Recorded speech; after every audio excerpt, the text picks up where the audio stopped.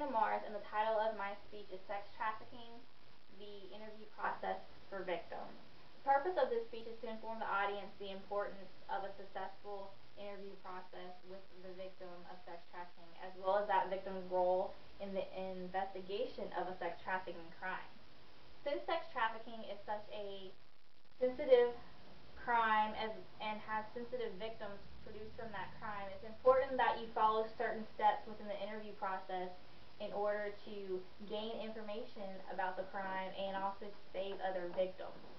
Now, in Greensboro, North Carolina, there's about 300,000 people as a population, and that seems like a lot, but there's also about 300,000 children every year in the United States that are at risk of being sex trafficked. Seems a little different. Now, trafficking is defined as the non-voluntarily forced labor of a person to either pay off a debt or just being forced to work and not getting paid at all.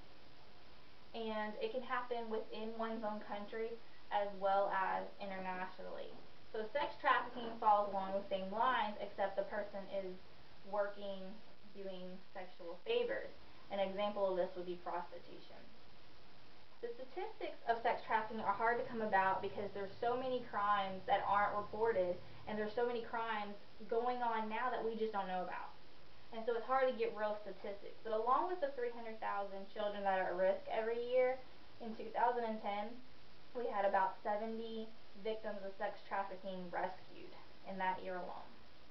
And when you go into the interview with someone that's a victim of sex trafficking, there's certain things you want to keep in mind. First, you want to think about, is that victim still in danger? Just because he or she is talking to you in this interview doesn't mean all the ties are cut with the trafficker. So it's just something you want to keep in mind as you're giving the interview. And you also want to think about, if you don't rescue that victim right then and there, will he or she be in any trouble? You also want to think about the size of the organization that's going on.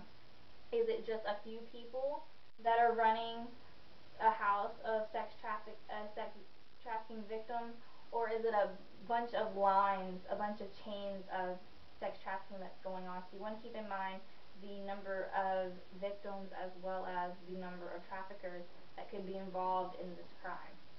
And also you want to think about, if you're able to rescue that victim, will you be able to rescue more victims as well through this interview?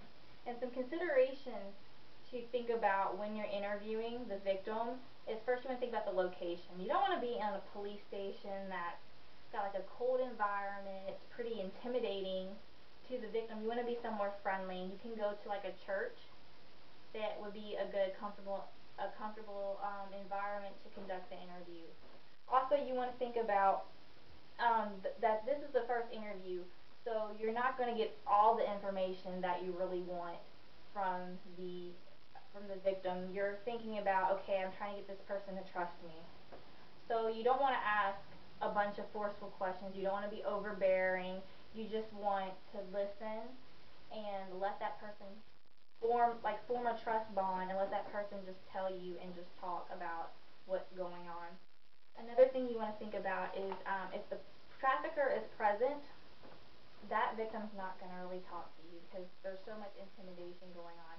So if you have the trafficker as well as the victim, you want them to be separated when you're conducting the interview in order for that person to feel comfortable and to feel safe and to really talk to you. Another thing to consider is your attire, actually. You don't want to show up to the interview with your gun and your badge and being in your uniform. You want to have some comfortable clothes on that just, casual, look friendly.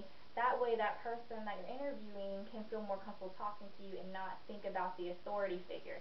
And that's also important to think about whenever you're interviewing a child that's been a victim of sex trafficking.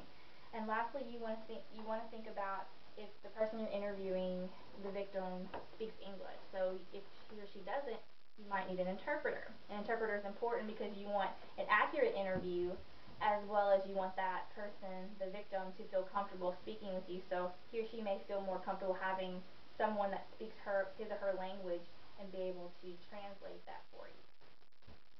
So overall, it's very important to have a successful interview with the victim. And by having this successful interview and knowing these steps, we can go forward with this crime that we have no real control over, and hopefully be able to save more and more victims. Thank you.